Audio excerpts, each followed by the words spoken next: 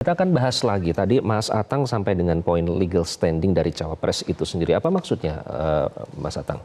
Ya, ini kan yang menjadi permohonan dari dua pemohon itu terkait dengan legal standing Mas Gibran sebagai cawapres karena akibat putusan MK nomor 90. Nah, di situ kan perdebatan yang pertama yang mungkin saya bisa lihat, apakah putusan MK itu bisa langsung berlaku dan digunakan dalam rangka penetapan pasangan calon presiden.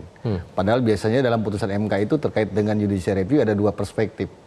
Yang satu adalah yang disebut dengan istilah self-executing. Biasanya digunakan apabila misalnya dalam melakukan judicial review, MK hanya menghapus atau membuang norma. Gitu. Maka itu biasanya berlaku langsung.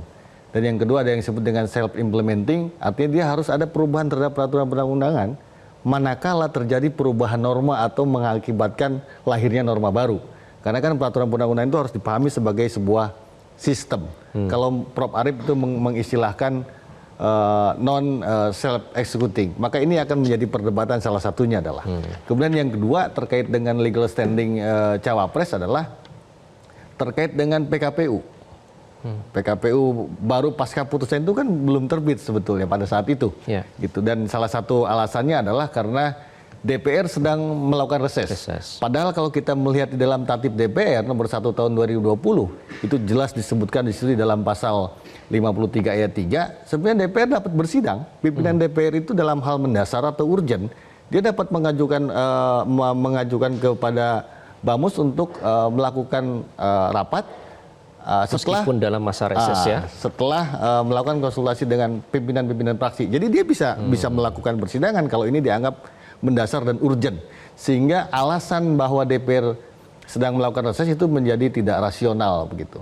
Apalagi dalam persidangan di Mahkamah Konstitusi pada saat kesaksian persidangan di DKPP, KPU sudah melakukan konsultasi dengan Dirjen PU pada saat itu untuk menetapkan peraturan KPU sebagai penggantinya.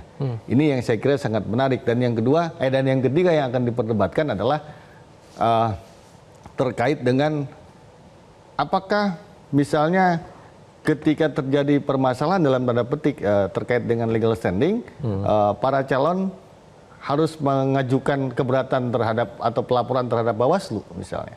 Lantas kemudian kalau tidak puas ke PT UN. Nah, ini juga akan menjadi perdebatan di dalam RPH yang saya kira ini agak sangat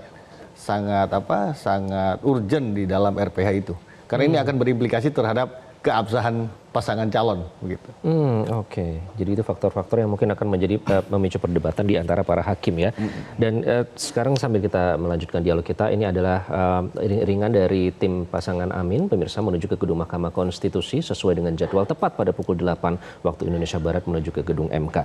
Bang Kohar, tadi kita kalau mendengarkan harapan itu sebenarnya masih seperti ada yang ganjel ya, karena menyebutkan di situ terutama kalau cukup eksplisit tadi doa yang diajukan oleh 03 dan 01 juga ada harapan meskipun tidak eksplisit, meskipun demi kebaikan juga, tapi disebut supaya harapannya aspirasi yang didengarkan ya rakyat, jangan pemegang kekuasaan. Artinya masih ada yang mengganjal. Jadi gimana nih Bang Kohar? Ya, secara politik memang seperti itu kan. Selama palu belum diketuk, keputusan belum dibuat, masih ada upaya-upaya kan. Siapa tahu, namanya juga usaha kan, kira-kira begitu.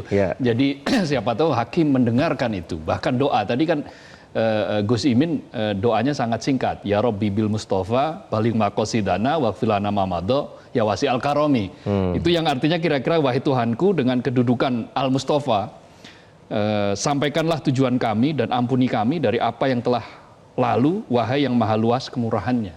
Jadi harapannya lebih tidak letterlek gitu ya, seperti yang disampaikan seperti kayak doa yang bersifat mengancam gitu, enggak. Ini betul-betul doa yang memang harapan, semuanya lebih kepada harapan. Artinya apapun nanti keputusan, tadi kan di dalam konferensi pers juga Ganjar Pranowo mengatakan akan kami ikuti apapun putusannya kan, kira-kira begitu. Betul, ada pernyataan seperti itu. Beberapa hari lalu ketua tim hukum dari 01 itu juga menyatakan bahwa kami akan hormati putusan itu dan akan kami taati putusan itu karena memang sifatnya yang final dan mengikat. Tapi ini juga bagi MK akan menjadi semacam pertaruhan.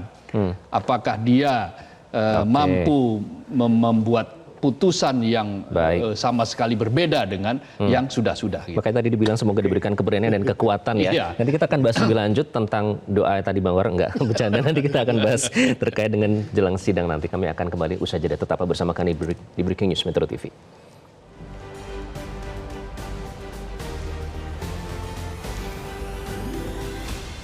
Jelajahi cara baru mendapatkan informasi. Download Metro TV Extend sekarang.